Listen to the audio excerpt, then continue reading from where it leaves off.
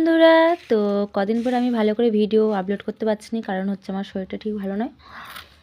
তো এখন সন্ধে হয়ে গেছে, মানে সন্ধে সরি বলছি, এখন রাত হয়ে গেছে। রাত্রে এখন হচ্ছে যে 9টা বাজতে এখনও 6 মিনিট বাকি। তো এখানে দুধ, বাতাসা আর মুড়ি নিয়ে নিয়েছি।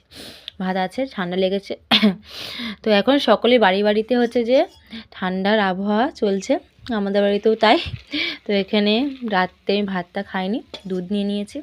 আর দুধের সঙ্গে এখানে কয়েকটা বাতাসা দিয়ে দিচ্ছি, কারণ মিষ্টি ছাড়া আমি খেতে পারবো না।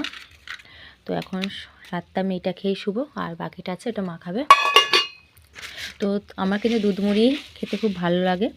তোমরা কারা কারা দুধ মুড়ি খেতে ভালোবাসো অবশ্যই বলো। আমি ছোটোবেলাতেও খেতে ভালোবাসতাম, এখনও খেতে ভালোবাসি। চামচ আনতে মা ভুলে গেছে, চাবি দিয়ে দিয়েছে, আর এখানে একটাও চামচ নেই, তাই হাতে করেই খাবো। তো টাটা।